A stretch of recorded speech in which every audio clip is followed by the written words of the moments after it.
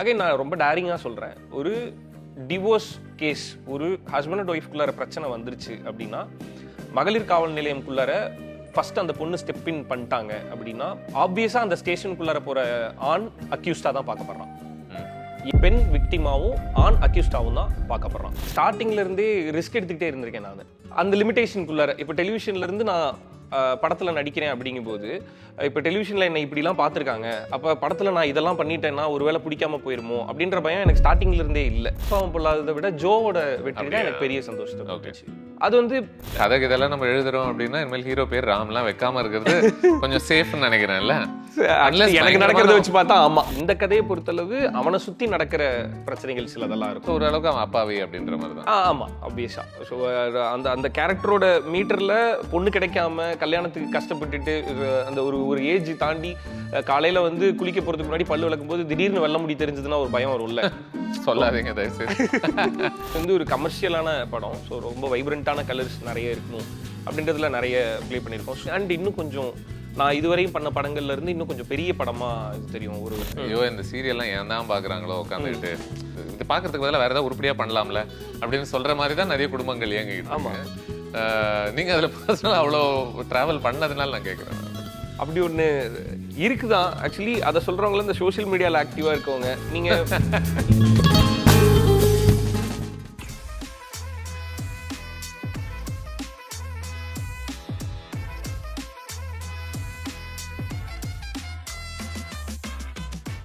வணக்கம் Rio.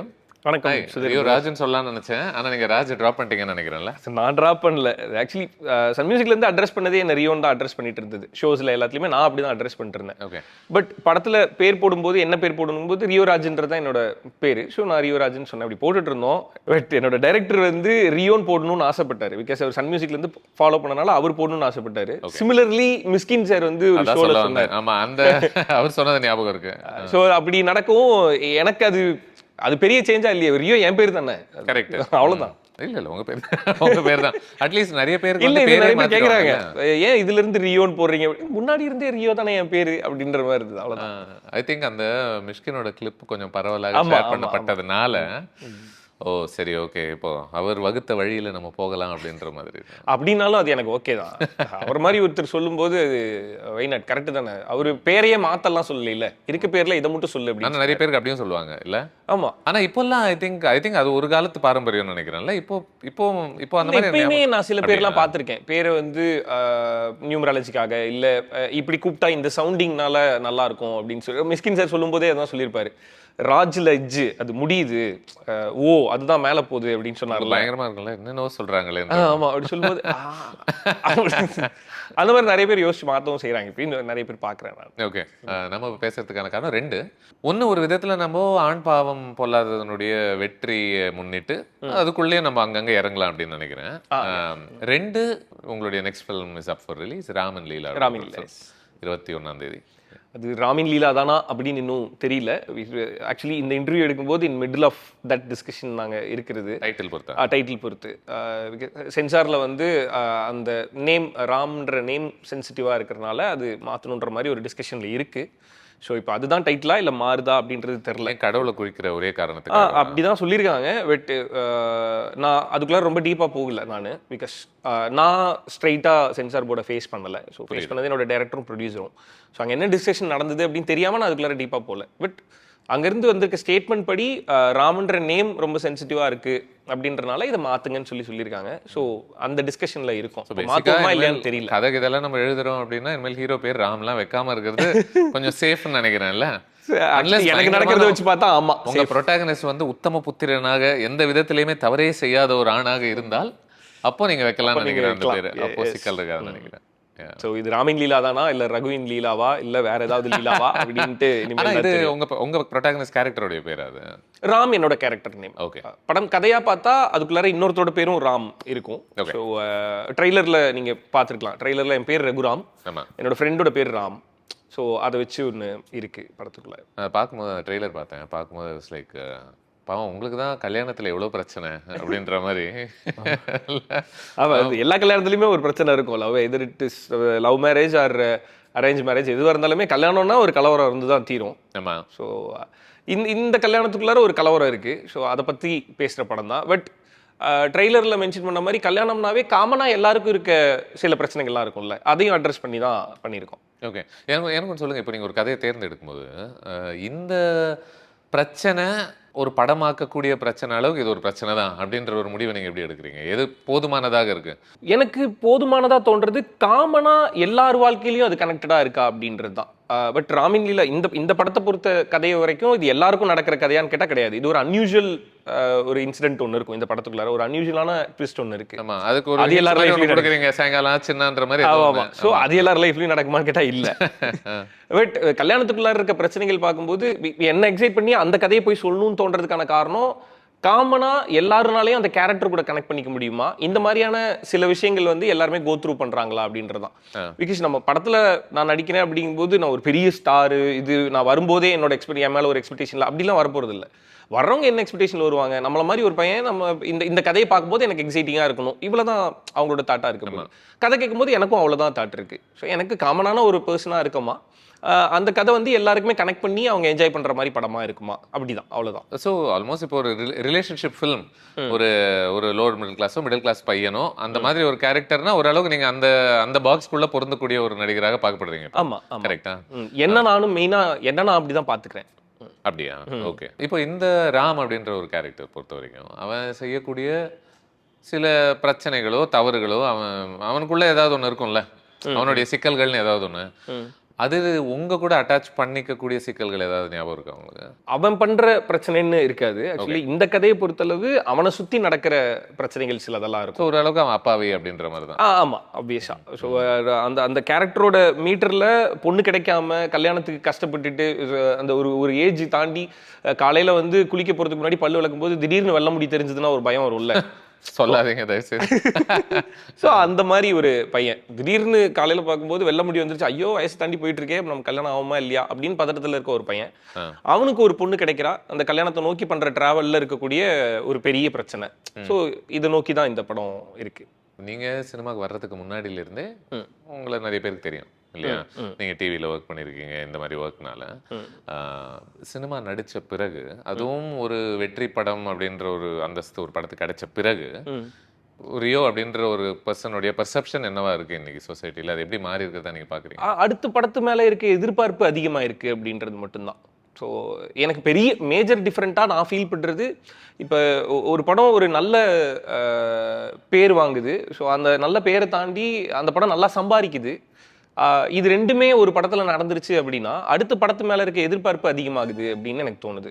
Okay. So எனக்கு பெரிய சேஞ்சாக மற்றவங்க என் மேலே பார்க்குற பார்வையில் நான் ஒரு சேஞ்சாக நினைக்கிறது அதுதான். ராமின் லீலாவோட ட்ரெய்லருக்கு கீழே இருந்த கமெண்ட்ஸ்லேயே நிறைய பேர் அடுத்த ஹிட்டுக்கு ரெடி அப்படின்னு நிறைய பேர் போட்டாங்கல்ல. ஸோ அதை பார்க்கும்போது அந்த கமெண்ட் நிறைய பேர் போடுறத பார்க்கும்போது எனக்கு அது ஒரு டிஃப்ரெண்ட்டாக இருந்தது. அந்த ஆண் பாவம் பொல்லாததுடைய ஒரு வெற்றி உங்களுக்கு ஒரு பெரிய சந்தோஷத்தை கண்டிப்பாக கொடுத்துருக்கோம்ல? அப்படி கேட்டால் எனக்கு ஆண் பாவம் பொல்லாததை விட ஜோவோட வெற்றி தான் எனக்கு பெரிய சந்தோஷத்தை கொடுத்துச்சு.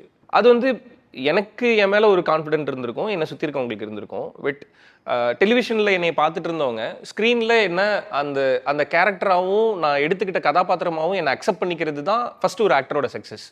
எப்பயுமே எல்லாரும் ரியோன்னு கூப்பிட்டு இருந்தவங்க தியேட்டருக்கு போகும்போது எல்லாரும் என்ன ஜோன்னு கூப்பிட்டாங்கல்ல. ஸோ அங்கே தான் நான் அதை அந்த சக்ஸஸையும் அந்த ஹாப்பினஸையும் நான் முழுசாக அனுபவிச்சதுன்னு பார்த்தா ஜோவில் தான். புரியுது. அது ஒரு சேலஞ்ச் தான் நினைக்கிறேன்ல. ஏன்னா இப்போ ஒரு புது நடிகன் அப்படின்னு ஒருத்தர் வரும்போது யாருன்னே தெரியாத ஒரு ஆளாக அவன் இருந்தான்னா சீக்கிரம் நீங்க மறைஞ்சிடலாம் அந்த கேரக்டருக்குள்ள. ஆமா. ஆனா இப்போ உங்களுக்கு, கவினுக்கு, எஸ்கேக்கு, உங்க எல்லாருக்குமே இருக்கக்கூடிய ஒரு சிக்கல் என்னன்னா, ஃபர்ஸ்ட் நீங்க உங்களுடைய பெயர் முன்னிலையில வந்து நிக்குது. ஆமா இல்லையா? ஸோ அதை தாண்டி தான் அதுக்கப்புறமா அந்த கேரக்டராக உங்களை பார்க்கறதுக்கு நம்ம பார்க்கணும். ஆமா, பிகாஸ் என்ன ரெகுலராக டிவியில் பார்த்துருக்காங்க. ஆமா. ஸோ அப்படிங்கும்போது நான் ஸ்க்ரீனில் வேற ஒரு கேரக்டரை எடுத்து நடிக்கும்போது அந்த கேரக்டரோட எமோஷனுக்குள்ளார நான் ட்ராவல் பண்ணணும். நான் ட்ராவல் பண்ணுறதோட ரொம்ப முக்கியம் படம் பார்க்குறவங்க அந்த அந்த கேரக்டர் என்னென்னலாம் கோத்ரூ பண்ணுதோ அதை இவங்க கோத்ரூ பண்ணணும். ஸோ ரெகுலராக டெலிவிஷனில் பார்த்துருந்த ஒரு பையனை வந்து ஒரு ஒரு மெயின் ஸ்ட்ரீம் சினிமாவில் ஒரு பெரிய ஸ்க்ரீனில் வேற ஒரு கேரக்டரை அக்செப்ட் பண்ணிக்கிறது தான் பெரிய சேலஞ்ச். எவ்வளவு தூரம் போக முடியும் உங்களுடைய அந்த டிவி பர்சோனால இருந்து நான் கேட்குறேன். ஏன்னா இப்போ இந்த டெம்டேஷன் என்னவா இருக்கும்னா உங்களுக்காக ஒன்று எழுதும்போது இதுதான் இவருடைய ஒரு பர்சனாலிட்டி, இவருக்கு இப்போ ஃபார் எக்ஸாம்பிள் இவருக்கு நகைச்சுவை இயல்பா வருது, பிக் பாஸ்ல பார்த்தோம் அவர் ஜாலியாக ஜோக் அடிச்சிட்டு இருந்தாரு, ஒரு ஆவரேஜ் பாயாக தெரிஞ்சாரு, ரெகுலர் பாயா. ஸோ அந்த மாதிரி தான் இவருக்கு எழுதணுன்றது ஒரு டெம்டேஷனா இருக்கும். உங்களுக்குமே இப்போ பரவாயில்ல அதுல இருந்து நான் எவ்வளவு தூரம் போனா எனக்கு ஓகேன்ற மாதிரி ஏதாவது ஒரு கணக்கு இருக்குமா? இல்ல, இது நான் ரொம்ப லேட்டா தான் ரியலைஸ் பண்ணேன். எனக்கு ஸ்டார்டிங்ல இருந்தே ரிஸ்க் எடுத்துக்கிட்டே இருந்திருக்கேன் நான். அந்த லிமிடேஷனுக்குள்ளார இப்போ டெலிவிஷன்ல இருந்து நான் படத்துல நடிக்கிறேன் அப்படிங்கும்போது, இப்போ டெலிவிஷன்ல என்ன இப்படிலாம் பார்த்துருக்காங்க, அப்போ படத்துல நான் இதெல்லாம் பண்ணிட்டேன்னா ஒருவேளை பிடிக்காம போயிருமோ அப்படின்ற பயம் எனக்கு ஸ்டார்டிங்ல இருந்தே இல்லை. நான் சரவண மீனாட்சி பண்ணிட்டு இருக்கும்போது பேரலாக நான் ஒரு ஷார்ட் ஃபிலிம் பண்ணேன், காதல் ஒன்று கண்டேன் அப்படின்னு சொல்லிட்டு. காதல் ஒன்று கண்டேன் சரவணன் அப்படின்ற பையன் வந்து எல்லாருக்கும் பிடிச்ச பையன், எல்லாரோட வீட்லயுமே டெய்லி பாக்குற பையன். அவங்க வீட்டுல ஒரு பையன் இருப்பான், இல்லைன்னா பக்கத்து வீட்லயாவது அப்படி ஒரு பையன் இருப்பான், அதுதான் சரவணன். இது ஒரு சீரியல்ல நான் பண்ணிட்டு இருந்தேன். டே டு டே அவங்க பார்த்துட்டு இருந்தது சரவணனை. அந்த டைம்ல நான் காதல் ஒன்று கண்டேன்னு ஒரு ஷார்ட் ஃபிலிம் பண்ணேன். டே டு டே லைஃப்ல இப்படி ஒருத்தனை பார்க்கவே கூடாதுன்ற மாதிரி ஒரு கேரக்டர் அது. ஸோ காதல் ஒன்று கண்டேன்ல நான் ஒரு வில்லனா நடிச்சேன். ஒரு லவ் பண்ற பொண்ணு தன்னை வேணான்னு சொல்லிட்டான்றனால கோவத்துல போய் ஆசிட் அடிக்கிற பையன். ஸோ எனக்கு வந்து சரவணனுக்கும் அதுக்கும் சம்மந்தமே இல்லை. எனக்கு ரெகுலரா அப்படி ஒன்று பண்ணிட்டு இருக்கும்போது வேற ஒன்று பண்ணணுன்றதா இருந்தது. ஸ்டார்டிங்ல இருந்தே எனக்கு நெகட்டிவ் ரோல் பண்ணணுன்றது தான் ஆசையா இருந்தது. பட் தென் படம்னு வரும்போது நெஞ்சமுண்டு நேர்மீண்டு ஓடு ராஜா அப்படியே ரியோவை இத்தனை நாளா டெலிவிஷன்ல எப்படி பார்த்தாங்களோ அப்படிதான் நெஞ்சமுண்டு நேர்மீண்டு ஓடு ராஜால இருந்த சிவா. அதுதான் என்னோட ஃபர்ஸ்ட் படம்.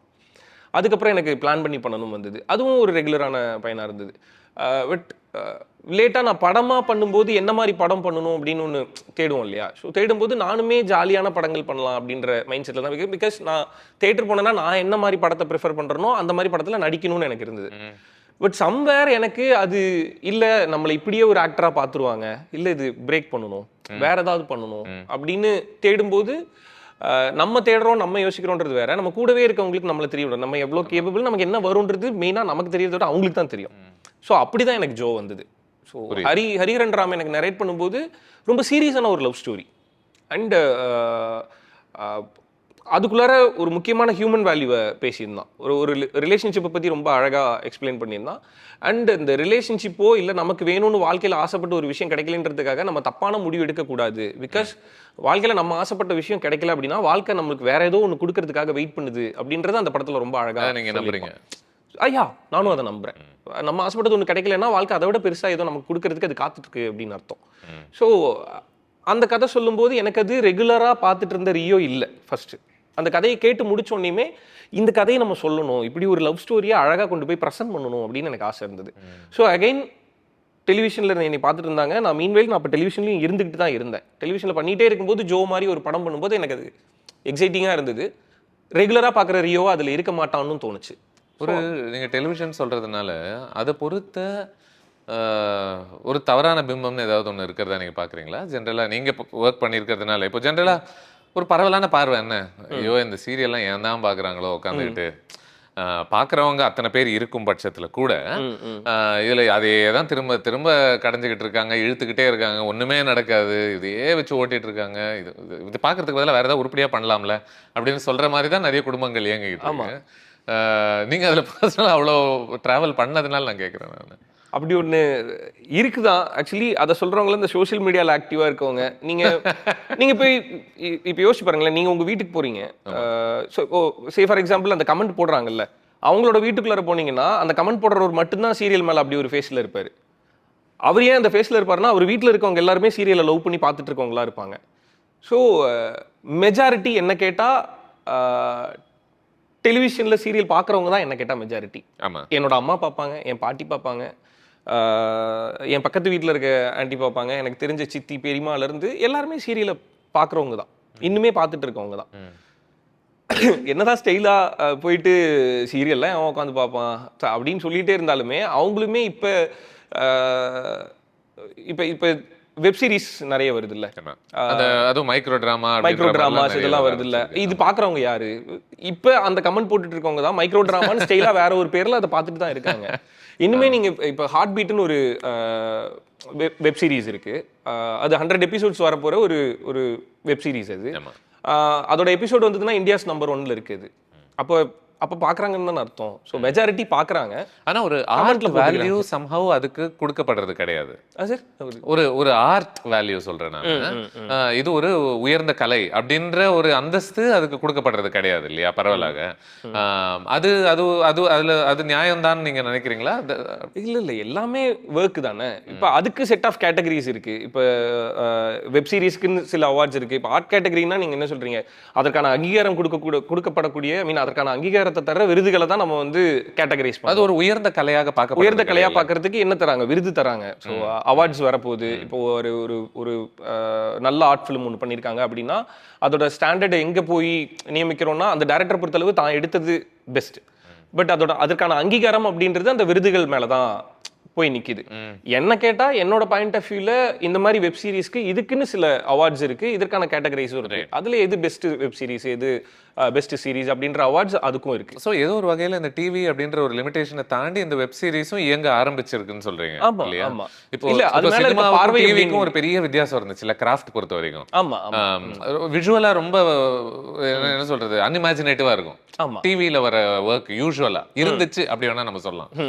பட் இப்போ நீங்க சொல்றது என்னன்னா இந்த வெப் சீரிஸ் வழியாக அந்த கிராஃப்ட் ரிலேட்டட் லிமிடேஷன்ஸும் உடைக்கப்படுது இருந்துட்டு தான் இருக்கு. இப்போ படம்னு வரும்போது அது ஒரு 2.5 மணி நேரம் படம், அது தியேட்டர்ல வரப்போகுது. ஸோ அது ஒரு மெஜாரிட்டி க்ரௌடுக்கு காசு திரும்பி வருமான்னு தெரியாம நம்ம ஒரு ரிஸ்க் எடுத்து ஒரு பெரிய ஸ்க்ரீனுக்கு கொண்டு போய் படத்தை வைக்கிறோம். பட் இது வெப் சீரிஸ்ன்றது உங்களுக்கு டே டு டே லைஃப்ல வருது. அது ஒரு ரெகுலர் ரொட்டீன் ஒர்க்கா மாறுது. யாருக்கு பார்க்குறவங்களுக்கும் மாறுது, அதுக்குள்ளார ஒர்க் பண்றவங்களுக்கும் மாறுது. டே டு டே பேசிஸ்ல வெப் சீரிஸ்க்கு அவங்க டே டு டே மாசத்துல ஒரு 20 நாள் அவங்க ரெகுலரா அதை ஒர்க் பண்ணிட்டே இருப்பாங்க.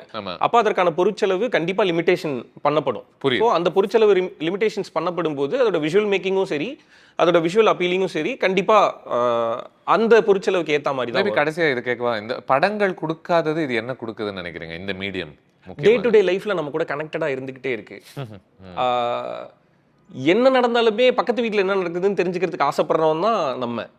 ஸோ அப்போ டே டு டே லைஃப்ல ஒரு சீரியலை பார்த்துட்டு இருக்கும் போது அதுக்குள்ளார இருக்க ஏதோ ஒரு கேரக்டர் கூட நம்ம கனெக்ட் ஆயிடுவோம். டெய்லி அந்த கேரக்டருக்கு என்ன நடக்குது, என்ன போது வருது அப்படின்றது தெரிஞ்சுக்கிற ஆர்வம் வந்து கண்டிப்பா ஒருத்தருக்கு இருந்துகிட்டே இருக்கும். படத்தை தாண்டி ஒரு எக்ஸைட்மெண்ட் எங்க இருக்குன்னு கேட்டா என்ன கேட்டா சீரியல்ல இருக்கு.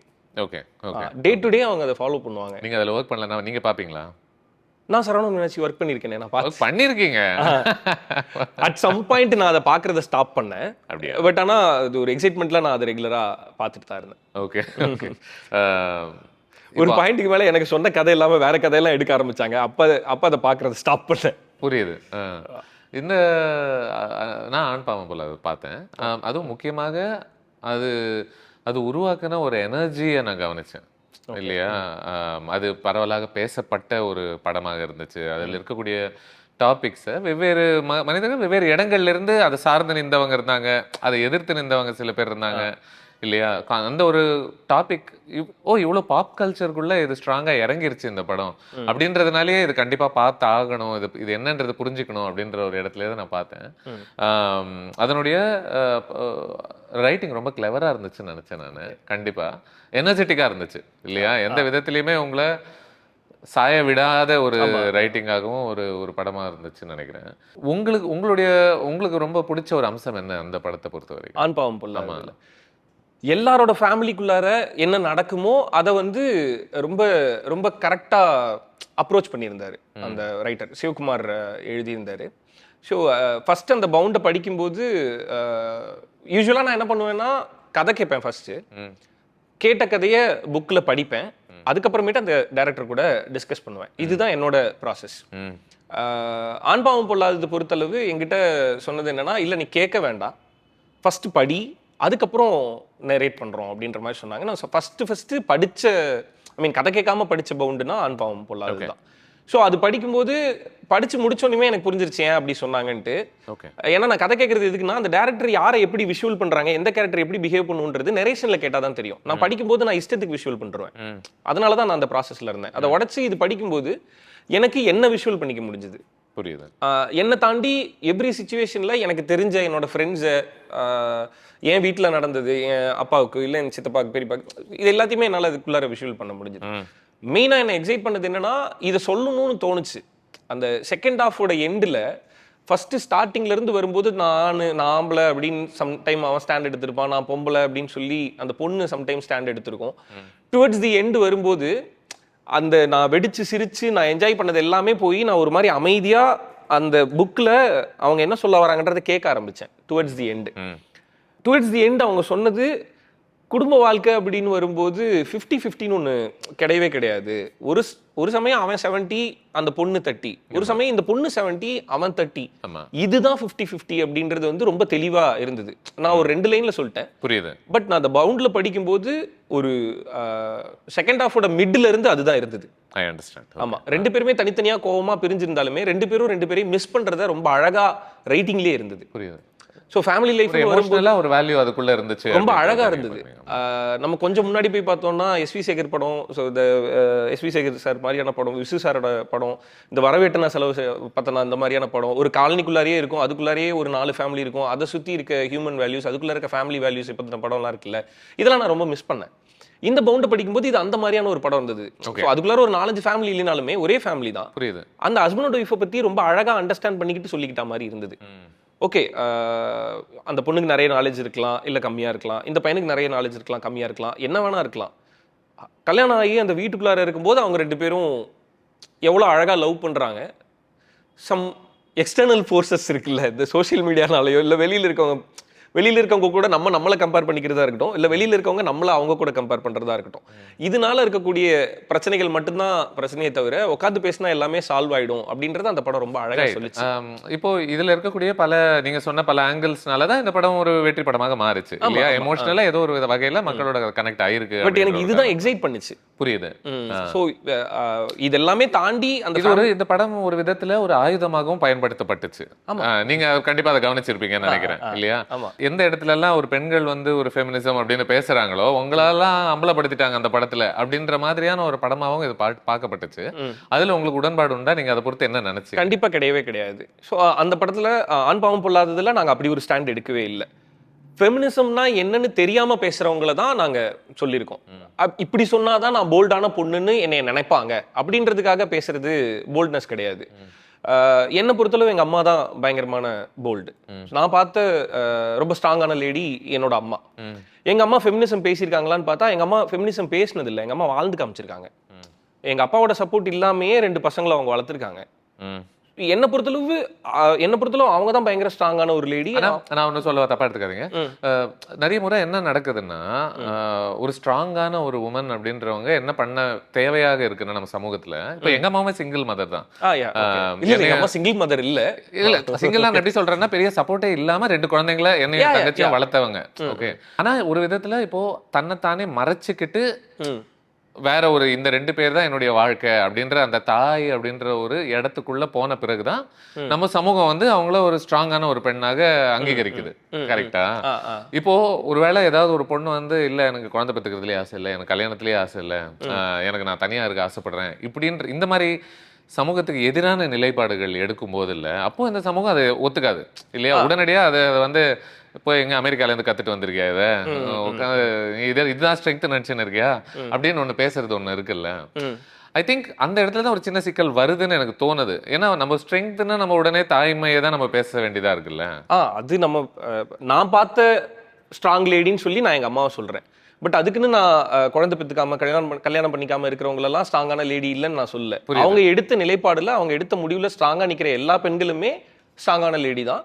அவங்க எல்லாருமே இண்டிபெண்டன்ட் விமன் தான். எனக்கு குழந்தை பெற்றுக்கிட்டாதான் இல்லை கல்யாணம் பண்ணிக்கிட்டு வாழ்ந்தாதான் அந்த கேட்டகரிக்குள்ளாரையே நான் போல அதான் இந்த படத்துல அகைன் அந்த படத்துக்குள்ளார சொல்லியிருக்கிறது எல்லாமே ரொம்ப கிளியரா சொல்லியிருப்போம். ஃபெமினிசம்ன்றது ஒரு ஃபீலிங், அதுக்கு ஒரு வரையறையோ இல்லை அதுக்கு ஒரு கோட்பாடோ அதெல்லாம் கிடையாது. அது ஒரு ஃபீலிங். நான் எடுத்துக்கிட்ட நிலைப்பாடுல நான் சரியா இருப்பேன்னு ஒரு பொண்ணு சொல்றாங்க அப்படின்னா அதுதான் என்ன பொறுத்தளவு ஃபெமினிசம். ஓகே, ஸோ அதுக்கு இப்படிதான் இருந்தாதான் அப்படி இருந்தாதான் அப்படின்றது சமுதாயம் சொல்றது. ஸோ அதை பத்தி நான் பேசல. இந்த படத்துல நாங்க என்ன சொல்லியிருக்கோம்னா, இப்படியெல்லாம் இருந்தாதான் நான் கரெக்டான பொண்ணு, இதெல்லாம் என் இஷ்டம் அப்படின்னு ஒரு பொண்ணு முடிவு பண்றாள்ல, அதை பத்தி பேசியிருக்கிறது தான் ஆண் பாவம் பொல்லாதது. ஸோ நான் எதுவும் பண்ண முடியாது, நான் இப்படிதான் இருப்பேன். நீங்க வந்து இந்த படம் ஆண்களை சார்ந்து நிற்கக்கூடிய ஒரு படம், ஃபெமினிசம்னு யாராவது பேசினாலே மோஸ்ட்லி இவங்க எல்லாம் ஃபேக்கா தான் பண்ணிட்டு இருக்காங்க, இவங்களுக்கு எல்லாம் ஒன்றும் தெரியல அப்படின்ற ஒரு படமா நீங்க அது நினைக்கல? அகைன் அப்படி தோன்றவங்களுக்கு எல்லாம் நான் திரும்ப என்ன சொல்லுவேன்னா, போய் அந்த படத்தை முழுசா பாருங்க அப்படின்னு தான் நான் சொல்லுவேன். அந்த படத்துல 2 கேரக்டருமே ஃப்ளாடா தான் இருக்கும். இந்த பையனுமே ஃப்ளாடா தான் இருக்கும். இதில் இன்ட்ரெஸ்டிங்கான ஒரு விஷயம், ஒரு ரைட்டிங் பெர்ஸ்பெக்டிவ்ல இருந்தில்ல பலமுறை நம்ம கதைகள்லாம் கான்ஸ்டன்டாக கேட்கறதுனால நான் கேட்குறேன், கியூரியாசிட்டியிலேருந்தே கேட்குறது. இப்போ எந்த நிலைப்பாட்டிலையுமே அதை சரியா பின்பற்றாத நிறைய பேர் இருப்பாங்க. ஆமா, கரெக்டா? அது நம்ம ஃபெமினிசமாக வச்சுக்கலாம், எந்த ஒரு ஒரு ஒரு கம்யூனிசமோ கேபிட்டல் எது வேணா அதை சரியா புரிஞ்சுக்காம அது கூலா இருக்கும் அப்படின்ற விஷயத்துல மட்டும் வச்சுட்டு பெர்ஃபார்ம் பண்ணக்கூடிய மனிதர்கள் எல்லா ஸ்கூல்லையுமே சில பேர் இருப்பாங்க. கரெக்டா? அவங்க நிஜமானவர்களா? ஆமா, நிஜத்துல அந்த மாதிரிலாம் இருக்காங்க கண்டிப்பா. இப்போ அவங்கள சார்ந்து நம்ம ஒரு படம் எடுக்கும்போது நம்ம எல்லாரையுமே இப்படி சொல்றோம் அப்படின்னு சொல்லிட்டு இந்த படம் பார்க்கப்படுமா அப்படின்றது தான் இந்த பயம் எனக்கு. பவுண்ட் முடிச்சு படம் பண்ண போறோம் அப்படிங்கும்போது இந்த பயம் எனக்கு இருந்தது. ரைட்டிங்ல அகைன் நாங்க திரும்ப உட்காந்து டிஸ்கஸ் பண்ணும்போது ரொம்ப ஜென்ரலைஸ் பண்ற சில விஷயங்களை வந்து நாங்க கட் பண்ணோம். ஓகே, ஜென்ரலைஸ்டா சொல்லிட்டு எல்லா பொண்ணுங்களும் இப்படிதான் அப்படின்ற மாதிரி சில இடம் டச் ஆயிருந்தது. ஆமா, அப்படி இருக்கக்கூடாதுன்றத கண்ட்ரோல் பண்ணோம். அது எப்படி கண்ட்ரோல் பண்ணோம்னா, புருஷன் பொண்டாட்டி சண்டையில எல்லாருமே இப்படி தாண்டி அப்படின்னு அவன் பேசியிருப்பான். ஓஹோ, பிரிஞ்சிருப்பாங்க 2 பேரும். பிரிஞ்சு இருக்கும்போது அந்த பையன் அவனை மிஸ் பண்ணியிருப்பான். அந்த பொண்ணு கோவமாவே இருந்தாலும் மற்றவங்க சொல்ற பேச்சை கேட்டு அந்த பொண்ணு பண்ணிட்டே இருந்தாலும் அந்த பொண்ணும் அவனை மிஸ் பண்ணும். ஸோ ஆண் பாவம் பொல்லாததுல நாங்க சொல்ல வந்தது, பசங்க சைட்ல இருந்து என்ன பிரச்சனை எல்லாம் இருக்கோ அதெல்லாம் சொல்லிடணும். அதுக்காக 2 பேரும் சேரக்கூடாதுன்றது இந்த படம் இருக்கக்கூடாது. எனக்கு என்ன பொறுத்தளவு, ஐ மீன் எங்க டீமை பொறுத்தளவுமே, ஆண் பாவம் பொல்லாதது பார்த்துட்டு வெளியில போகும்போது ஒரு டிவோர்ஸை கோ த்ரூ பண்ற ஒரு கப்புள் உட்காந்து பாக்குறாங்க அப்படின்னா திரும்ப உட்காந்து பேசணும்னு அவங்களுக்கு தோணணும். அதுக்காக டிவோர்ஸ்ன்றது எல்லாரோட வாழ்க்கையிலும் வேற வேற, அவங்களுக்கு அவங்க கோ த்ரூ பண்ற விஷயங்கள் வேற. ஒருவேளை உங்களால சேர முடியற பட்சத்துல ஒருவேளை நம்ம எடுத்துட்ட முடிவு கொஞ்சம் அவசரப்பட்டு எடுத்துட்டோமோ அப்படின்னு தோன்ற பட்சத்துல அந்த கப்பல் திரும்ப சேர்றதுக்கு ஒரு சான்ஸ் இருக்கு.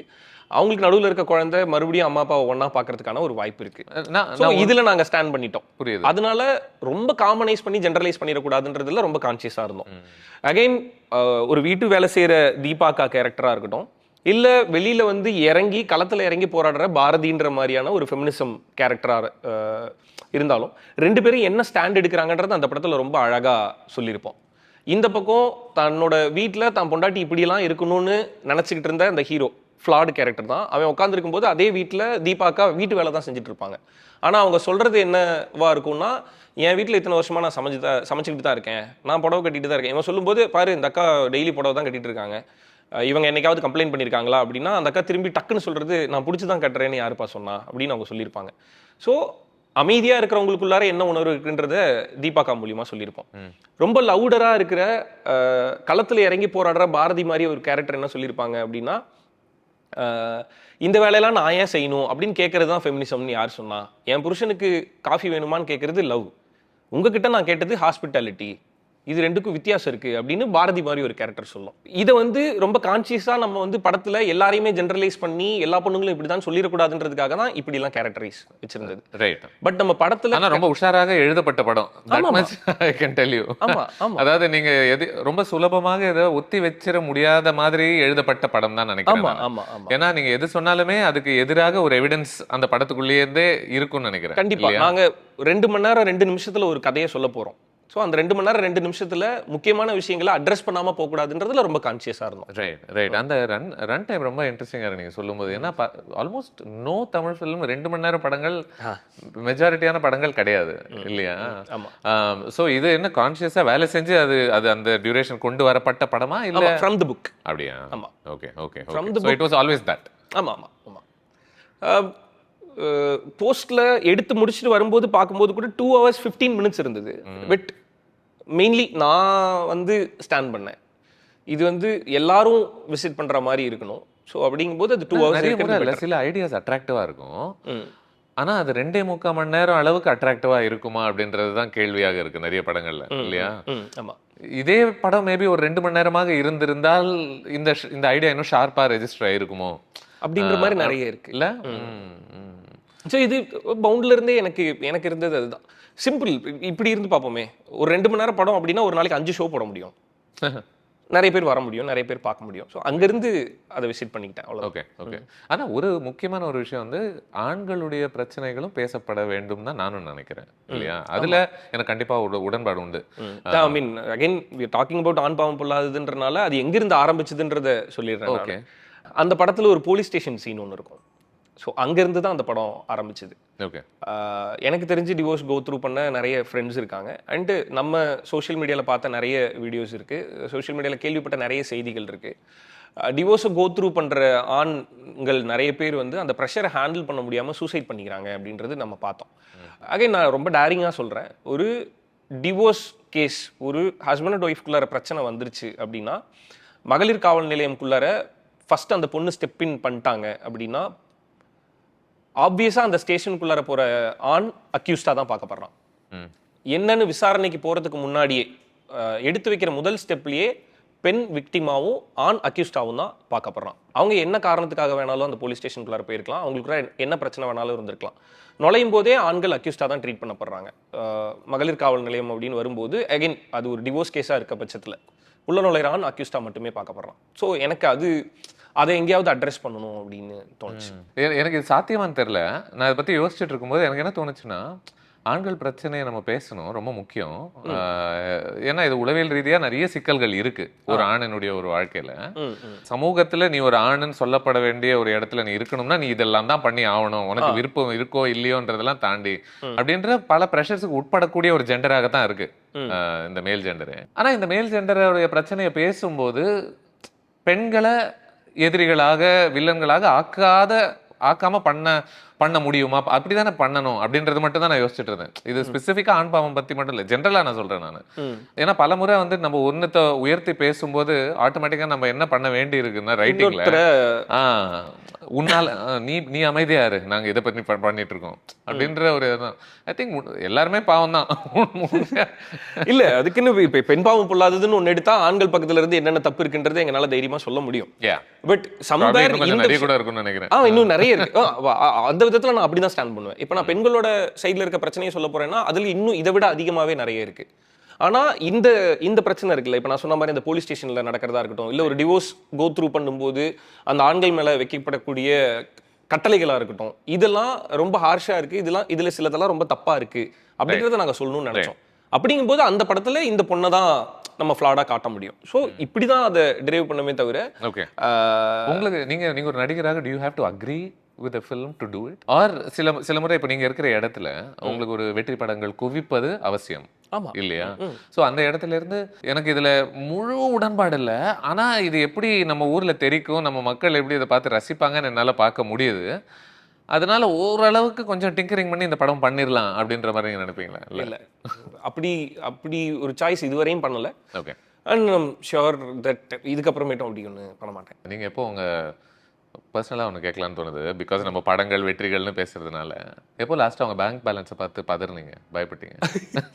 Last week. என்ன சொல்றீங்க?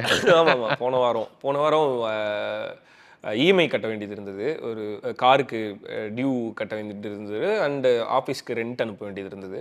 ஸோ அப்போ வந்து அடுத்த நாள் அமௌண்ட் இருந்தால் தான் போகும். ஸோ அப்போ செக் பண்ண நல்ல வேலை இருந்தது.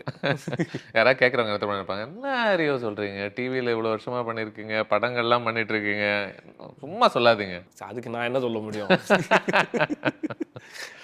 அது எல்லார் வீட்லேயும் தட்டு இருக்கு, அந்த தட்டில் சாப்பாடு அவன் தான் போட்டுக்கிட்டே போகுது. லாஸ்ட் வீக் செக் பண்ணன்றதை விட நான் கொஞ்சம் லாவிஷாக இருக்கேன். ஒன்று, நிறைய செலவு பண்ணுறேன். ஆமாம், அது வந்து சின்ன வயசுலேருந்து இருந்த ஏக்கம், இதெல்லாம் வாங்கணும் அதெல்லாம் வாங்கணும் அப்படின்ற அந்த ஏக்கம். ஸோ அதனால நிறைய செலவாகுது. What is your weakness? இந்த விஷயத்தில் தான் நிறைய செலவு பண்ணுறன்ற மாதிரி ஏதாவது? சில பேருக்கு அது துணிமணியாக இருக்கும், சில பேருக்கு வண்டியாக இருக்கும். ட்ராவல் பண்ணுறதுக்கு, சாப்பிட்றதுக்கு நிறைய செலவு பண்ணுறது. மெயினாக அதான் கார் பெட்ரோலுக்கே நிறைய போகணும். அதை சொல்லுங்க. ஓஎம்ஆர்ல டீப்பாக நாவலூர் கிட்ட இருக்குன்னா அப்போ டெய்லி நீங்கள் பயங்கர லக்ஸுரியஸான வாழ்க்கை வாழ்றீங்கன்னு அர்த்தம். ஸோ மேஜராக அதான் ட்ராவலுக்கு நிறைய ஸ்பெண்ட் ஆகும். ஃபுட்டு, ஓகே, இன்னொரு செலவு இருக்கு, அது அப்புறம் ஆஃப்டர் இன்டர்வியூ. ஸோ ஈரோடு ரியோவுக்கும் இன்னைக்கு இருக்கக்கூடிய ரியோவுக்கும் என்ன வித்தியாசம் முக்கியமா? ஈரோடுல இருந்து ரியோவுக்கும் இப்போ இருக்கிற ரியோவுக்கும் தான் செலவு பண்றேன்னு ஒன்று சொன்னேன்ல. அப்போ வந்து ஆசை இருக்கும், காசு இருக்காது. இப்போ காசு இருக்கு, செலவு பண்றான். ஸோ அதுதான் மெஜாரிட்டி டிஃபரன்ஸ். முக்கியமான ஒரு வித்தியாசம் வந்து எவ்வளோ செலவு பண்ண முடியுது அப்படின்ற அந்த கெப்பாசிட்டி தான் முக்கியமான ஒரு வித்தியாசம். மற்றபடி அடிப்படையில் எந்த பர்சனாக ஒரு பெரிய மாற்றங்கள்லாம் ஒன்றும் பர்சனானா அரௌண்ட் நம்மளை சுற்றி இருக்கவங்க யாருன்றதை பொறுத்து தானே அந்த சேஞ்சஸ் இருக்கும் மேஜரா. ஸோ நான் ரொம்ப ரொம்ப கான்சியஸ். நான் என்னை சுற்றி இருக்கவங்க யாரும் என்னை விட்டு போயிடக்கூடாதுன்றதுல ரொம்ப கான்சியஸாக இருப்பேன். அதுக்கு எந்த அளவுக்கு வேணாலும் நான் எஃபோர்ட் போடுவேன். ஸோ அதில் நான் ரொம்ப கான்சியஸாக இருப்பேன். ஈரோடு ரியோவுக்கும் இப்போ இருக்க ரியோவுக்கும் பெரிய சேஞ்சாக நான் பார்க்குறது, அப்போ வந்து பெருசாக லைஃப்பை நோக்கியோ இல்லை ஆம்பிஷியஸாவோ பிளானிங்கோ அந்த மாதிரி எதுவும் இருக்காது. சும்மா ஜஸ்ட் லைக் தட் சில பிளான்ஸ் இருக்கும், ஆர்வக்கலராக சில முடிவெடுப்போம். ஸோ இப்போ இருக்க ரியோனால அவ்வளோ ஆர்வக்கலராக இருக்க முடியல. மேபி இருக்கனா இருக்கும், எனக்கு தெரியாமல் இருக்கும். பட் இப்போ ரொம்ப கொஞ்சம் பார்த்து சில விஷயங்கள் பண்ணுற மாதிரி ரொம்ப பொறுப்பாக. ஓகே. ஸோ கஷ்டமாக தான் இருக்குது. நான் சமீபத்தில் விஜய் சேதுபதி அவர்களோட ஒரு இன்டர்வியூ பார்த்துட்டு இருந்தேன். பார்த்துட்டு இருக்கும்போது அவர் வந்து ஒரு இடத்துக்கு நீ வந்த பிறகு நட்புகள் எல்லாம் பராமரிப்பது எவ்வளோ கஷ்டமாயிருது. ஆமா, நான் அது நானும் பார்த்தேன். பார்க்கும்போது எனக்கும் தோணுச்சு. அதுல அவர் சொன்னது ஆக்சுவலா கரெக்டா இருந்தது. நம்ம பிடிச்சி வச்சுக்கிட்டே இருக்க முடியாது, நம்மளோட எனர்ஜி அங்கே வேஸ்ட் பண்ணிக்கிட்டே இருக்க முடியாது அப்படின்னு சொல்லியிருந்தாரு. ஸோ அது பார்க்கும்போது எனக்கும் தோணுச்சு. லக்கிலி என்னோட சைடில் அந்த மாதிரி நிறைய பேர் இல்லை. ஓகே. நான் பிடிச்சி வச்சுக்கணுன்றதுக்கு நான் எந்த அளவுக்கு எஃபர்ட் போடுறனோ அதே அளவுக்கு அவங்களும் எஃபர்ட் போடுறாங்க. ஏன்னா ஒரு பொது இடத்துல நம்மளுடைய இமேஜ் இருக்கு அப்படின்னா அது நடிகர்களுக்கெல்லாம் அது அப்படிதான் இருக்கு இல்லையா? நம்ம நினைக்கிறத அவங்க என்ன நினைக்கிறாங்கன்னு நம்மளால டிசைடே பண்ண முடியாது. அவங்க எதனால நம்மளை பத்தி என்ன நினைச்சு வச்சிருக்காங்கன்றது நம்ம கண்ட்ரோல்லே இருக்காது. பலமுறை உங்களை யாருன்னே தெரியாதவங்க கூட உங்களை வெறுக்கிற பாசிபிலிட்டி இருக்கு. ஆமா, அது என்னடா என்னன்னு தெரியாது, ஆனா உங்களுக்கு ஏன் என்ன பிடிக்கல, ஓ நீங்களா ஒண்ணு நினைச்சிட்டு இருந்திருக்கீங்க, நீங்களா ஒண்ணு கேள்விப்பட்டிருக்கீங்க, ஏதோ ஒண்ணு. இதெல்லாம் எனக்கு தெரிஞ்சு சர்வசாதாரணமா எல்லாராலையுமே டீல் பண்ண முடியுமான்னு எனக்கு தெரியல. ஏன்னா பல பேர் வந்து நம்ம எல்லாம் சின்ன வயசுல இருந்து எப்படி வளர்க்கப்படுறோம், எல்லாருமே நம்மள நல்லதா நினைக்கணும், எல்லாருக்கும் நம்மள பிடிக்கிற மாதிரி நம்ம நடந்துக்கணும் இப்படின்னு சொல்லிதான் வளர்க்கப்படுறோம்ல. பட் உங்க வேலையிலலாம் அது இம்பாசிபிள்னு தோணுது ஒரு விதத்துல. ஆக்சுவலாக ரொம்ப ஹார்ஷான உண்மைதான் அது. அது ஒன்றும் பண்ண முடியாது. ஆனால் முடிஞ்ச அளவு நம்மளை சுற்றி இருக்கவங்களை ஹாப்பியாக வச்சுக்கிறதுக்கு எஃபர்ட் போடுறதுல ட்ரை பண்ண முடியும். ஓகே. இன்னைக்கு ஒரு பஞ்ச் ஆஃப் யங் ஆக்டர்ஸ் வந்துகிட்டு இருக்காங்க நினைக்கிறேன். சமீபத்தில் ஐ திங்க் ப்ராப்ளி ஒரு சில வருஷத்துக்கு முன்னாடி யாருமே இல்லைன்ற ஒரு இடத்துல தமிழ் சினிமா சொல்லப்பட்டுச்சு இல்லையா? ஒரு 20s ஒரு கேரக்டர் நீங்க எழுதிங்கன்னா காஸ்ட் பண்றதுக்கு யாருமே இல்லை அப்படின்ற மாதிரி பேசப்பட்டுச்சு எனக்கு. ஆனா இப்போ லாஸ்ட் 1-2 இயர்ஸ்லயே டக்குன்னு நிறைய வர ஆரம்பிச்சிருக்காங்க இல்லையா? சில பேர் சொல்றேன்னா அபிஷன், நீங்க, கிஷன், இளன், இப்போ அவருடைய ஒரு டெபியூ, இந்த மாதிரி பல பேர் இதுல வராங்க. ஸோ இப்போ இது ஆப்வியஸ்லி உங்களுக்கு தொழில் அப்படிங்கிறதுனால நீங்களும் இதை கவனிப்பீங்க, பார்த்துக்கிட்டு இருக்கீங்க யார் வராங்க, என்ன படம் பண்றாங்க, இதுக்குள்ள நம்ம என்னவா நமக்கான இடத்தை எப்படி உருவாக்கிக்க முடியும். ரியோன்னா அவன் இந்த 6 பேர் 7 பேர்லேருந்து அவன் இதுதான் இவனுடைய அடையாளம் அப்படின்ற ஒரு இடத்துல இருந்தது. நீங்க ஃபர்ஸ்ட் ஆஃப் ஆல் அது உங்ககிட்ட என்னவா நீங்க பாக்குறீங்க, அப்படி மைக்ரோ மேனேஜ் பண்ண முடியுமா நம்மளுடைய கரியரை? சினிமாவை பொறுத்தளவு நம்ம பயங்கரமாக பிளான் பண்ணி எக்ஸிக்யூட் பண்ணுறதுனால வரப்போகிற ரிசல்ட்டை ஜட்ஜ் பண்ணவே முடியாது. நம்மளால் ஒன்று பண்ணிக்க முடியும், அடுத்து இதுதான் வேணும் அப்படின்றத பிளான் பண்ண முடியும். நான் சொல்கிறது மெயினாக எனக்கு வந்து ரொம்ப பிளான் பண்ணி ரொம்ப கரெக்டாக இப்படி காயின் பண்ணி இப்படி பொசிஷன் பண்ணி அது வரல, அது ட்ரையும் பண்ணல நான். ஸோ எனக்கு இப்போ நீங்கள் சொன்ன மாதிரி இந்த லைனப்பில் நான் இருந்துக்கிட்டே இருக்கணும் அப்படின்றது கூட எனக்கு தோன்றதே கிடையாது. எனக்கு என்ன தோணுதுன்னா ரெகுலராக நான் படம் பண்ணணும், ரெகுலராக நான் ஒர்க் பண்ணிக்கிட்டே இருக்கணும். ஸோ அப்போ வந்து ரொம்ப பேசிக்காக ஒரு இப்போ என்னை வச்சு இவ்வளோ செலவு பண்ணி ஒரு படம் எடுக்கிறாங்க அப்படின்னா அந்த காசு அந்த ப்ரொடியூசருக்கு திரும்பி போயிடணும். அதை தாண்டி அவருக்கு ஒரு நல்ல லாபகரமான படமாக இருக்கணும். ஸோ அங்கேருந்து அதுக்கப்புறம் நான் என்ன மாதிரி படம் பண்ணணும், என்ன கதை பண்ணணும், நான் என்னவா நடிக்கணும் அப்படின்றதெல்லாம் அடுத்தது டிசைட் பண்ணிக்கிறேன். மோஸ்ட்டாக ஃபஸ்ட்டு நான் இதில் இருந்துக்கிறேன். ஸோ நான் நடிக்கிற படம் கரெக்டாக வியாபாரமாயிருது, அது மக்களுக்கும் பிடிக்குது, அது நல்லா ஓடுதுன்ற பட்சத்தில் என்னால் அடுத்த படம் பண்ண முடியும். என்னால் இது இன்னொரு புது டைரக்டர் கூட, இன்னொரு புது டீம் கூட, இன்னொரு ஃப்ரெஷ்ஷான ஒரு படத்தை வந்து பண்ண முடியும்னா எப்போ நடக்கும்னா இந்த படம் சரியாக போகிற பட்சத்தில். ஸோ நான் இதில் கான்சியஸாக இருக்கேன். எனக்கு ஐ மீன் இப்போ கிராஃப்ட் ரொம்ப முக்கியமாயிருது இல்லையா?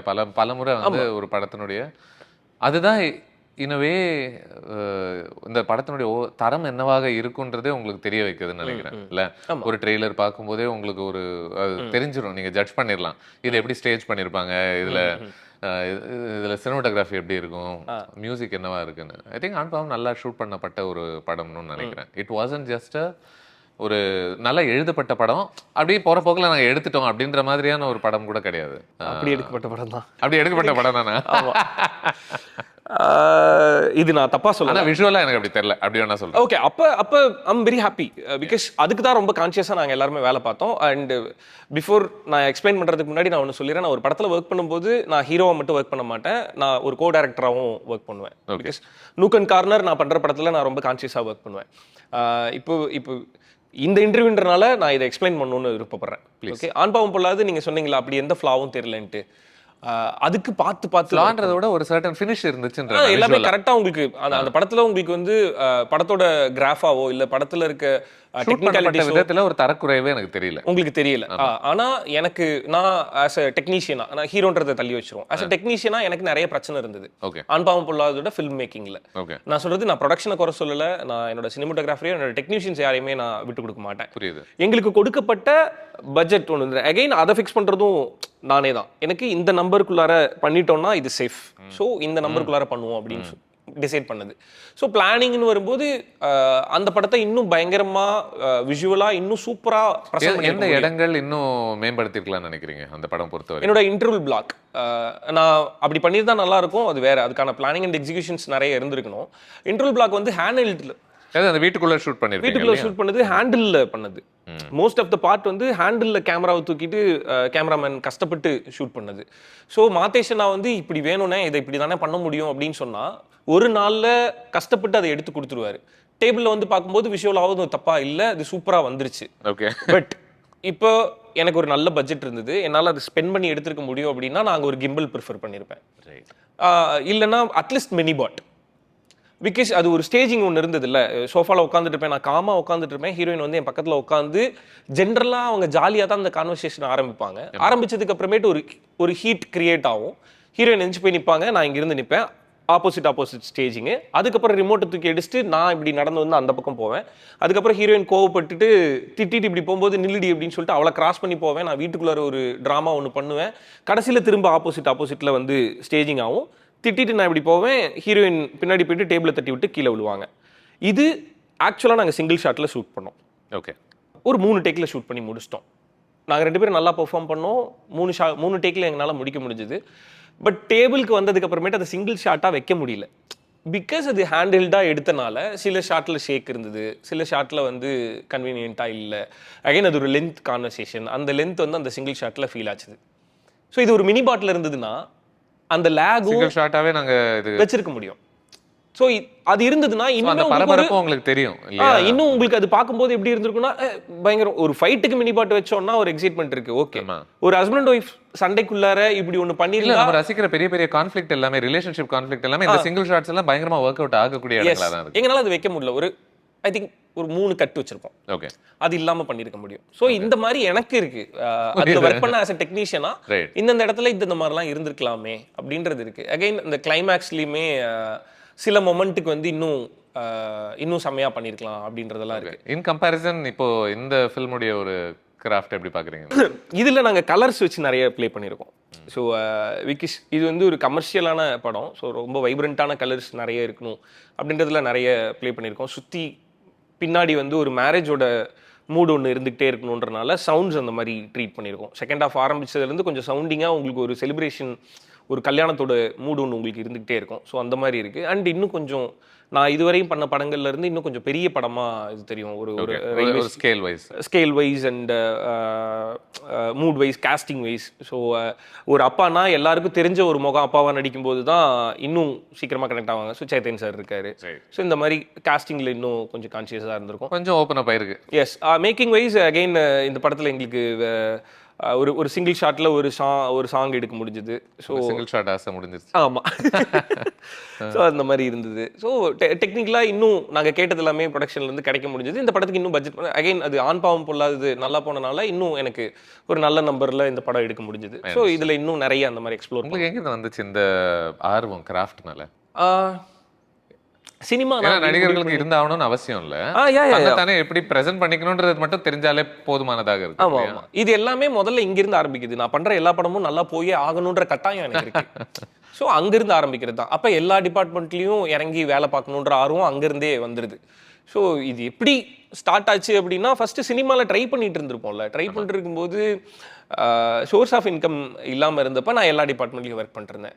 ஸோ நான் அசிஸ்டன்ட் டைரக்டராக ஒர்க் பண்ணியிருக்கேன், டப்பிங்கில் போய் வாய்ஸ் ஆர்டிஸ்ட்டாக ஒர்க் பண்ணியிருக்கேன், ஸோ சம்டைம்ஸ் ப்ரொடக்ஷனில் நின்று ஒர்க் பண்ணியிருக்கேன்.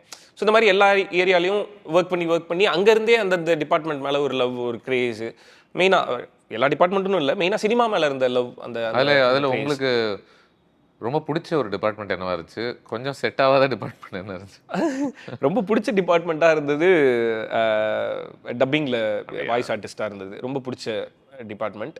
இப்போ படம் பண்ணி ஹீரோ ஆனதுக்கு அப்புறமேட்டு இப்போ இன்னும் பிடிக்க ஆரம்பிச்ச டிபார்ட்மெண்ட் வந்து music. So music and sound. I mean நிறைய பேர் பேசாத ஒரு டிபார்ட்மெண்ட் வந்து சவுண்டு. ஆமாம். ஸோ அந்த டிபார்ட்மெண்ட் எனக்கு ரொம்ப பிடிச்சிருக்கு. படத்தில் இருக்க நிறைய தவறுகளை வந்து சவுண்ட் டிபார்ட்மெண்ட்னால சூப்பராக சரி பண்ண முடியும். இப்போ நீங்கள் சொன்ன மாதிரி ஆண்பாவம் பொல்லாததில் நிறைய இடத்துல சவுண்டுனால அந்த படத்தை வந்து அந்த அந்த படம் போகிற ஃப்ளோ வந்து அப்படியே ஒரு ஃப்ளோவாக உங்களால் பார்க்க முடிஞ்சு. அது இன்னும் கொஞ்சம் விரிவாக சொல்லுங்களேன், கொஞ்சம் எல்லாருக்கும் புரியுற மாதிரி. சே ஃபார் எக்ஸாம்பிள், நம்ம ஒரு ரிலேஷன்ஷிப் ட்ராமா ஷூட் பண்ணுறோம். ஸோ அப்போ ஷூட் பண்ணும்போது அந்த லிமிடேஷன் நம்மளால் வைக்க முடியாது. 2 கேரக்டரும் என்ன பேசணும்னு எழுதியிருக்கோமோ அதை முழுசாக எடுப்போம். டேபிள்னு வரும்போது அந்த ரிலேஷன்ஷிப் ட்ராமாவில் அவங்க 2 பேரும் பேசினது லென்த்தாக நம்மளுக்கு ஃபீல் ஆகும். நிறைய பேசிகிட்டே இருக்காங்க, மெயின் கண்டென்ட்டுக்குள்ளார வரணுன்றது நம்ம டிசைட் பண்ணியிருப்போம்.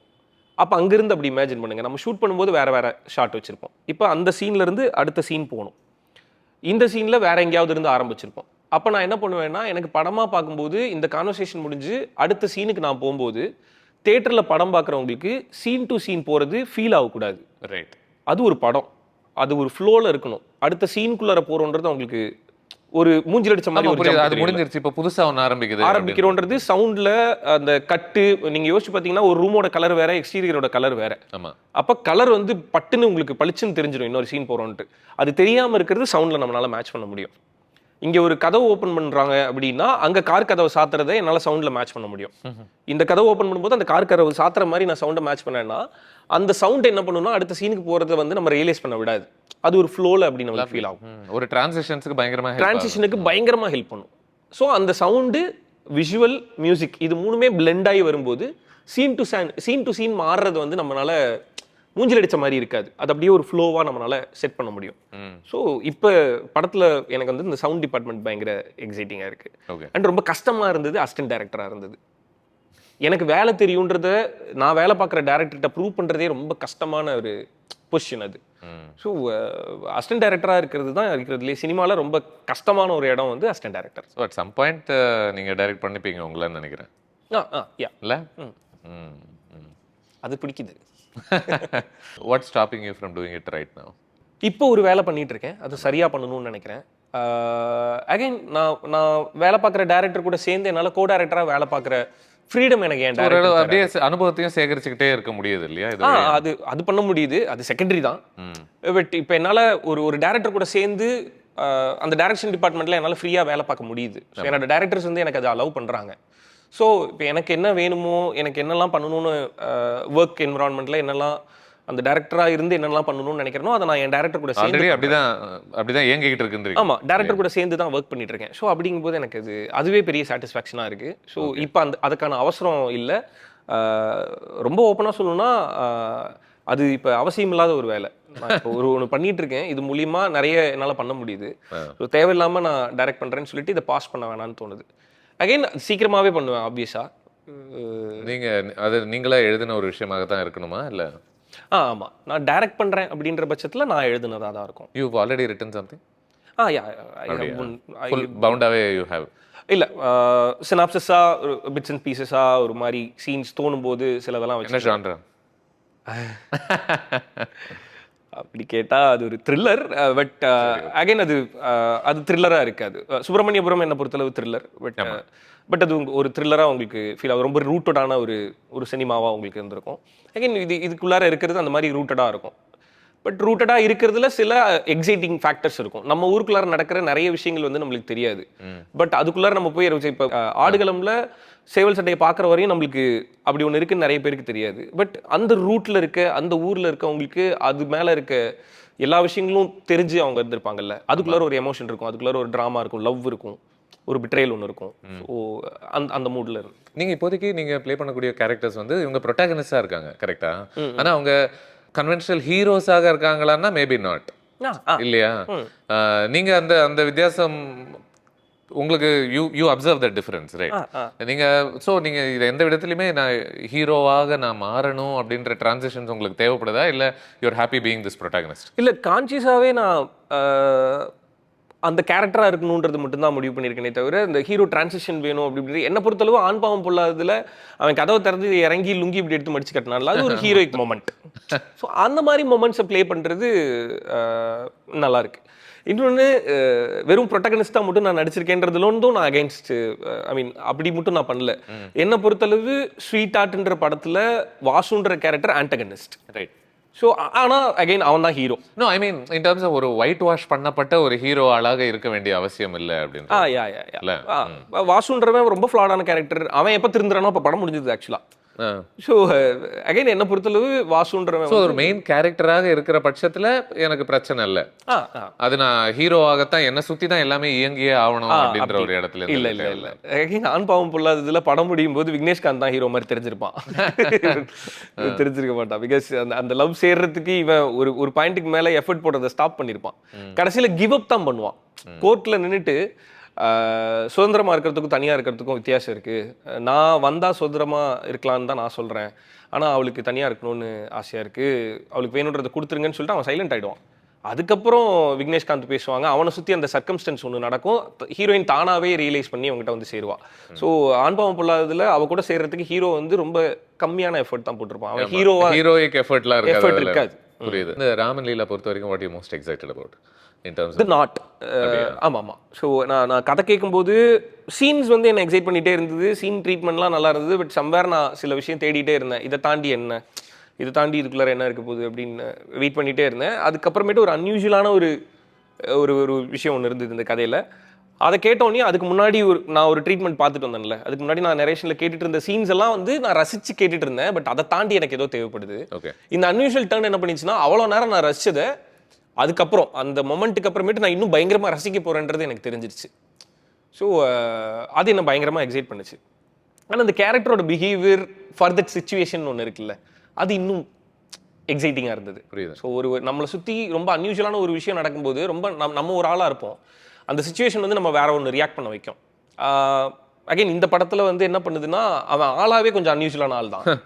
அவனுக்கு இன்னும் எக்ஸ்ட்ராவாக ஒரு சம்பவம் நடக்கும்போது அவன் என்ன பண்ண போகிறான், அவனை சுற்றி இருக்கவங்களாம் என்ன பண்ண போகிறாங்கன்றது எனக்கு இன்னும் பயங்கரமாக எக்ஸைட் பண்ணிச்சு. Super. I look forward to வாட்சிங் this film. Thank you.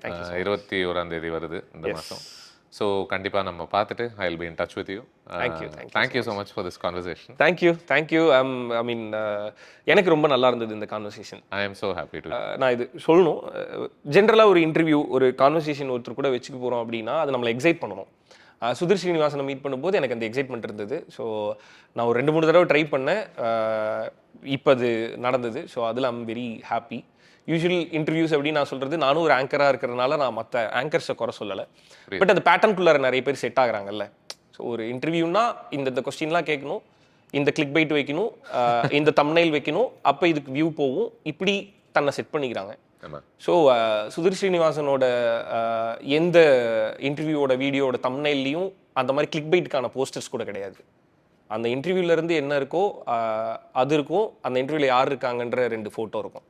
So I respect that. Thank you for வரவங்களை ரெஸ்பெக்ட் பண்ணி, ஐ மீன் வரவங்க கூட ஒரு ஒரு நல்ல கான்வர்சேஷன் பில்ட் பண்ணுற அந்த குவாலிட்டி வந்து நிறைய பேருக்கு இருக்காது. தேங்க்யூ. நான் பிழைக்க தெரியாதானா இருக்கேன்னு நினைக்கிறேன் நீங்கள் சொல்கிறதெல்லாம் பார்த்து. அப்படி கிடையாது, அதுதான் சொல்கிறேன்ல. ஸோ அதுதான் எனக்கு இங்கே வரணுன்ற அந்த எக்ஸைட்மெண்ட்டை கொடுத்தது. அண்ட் அதுதான் அந்த வரவங்களை ரெஸ்பெக்ட் பண்ணுற மாதிரி எனக்கு ஃபீல் ஆகுது. Thank you so much Rio. Thank you. Great.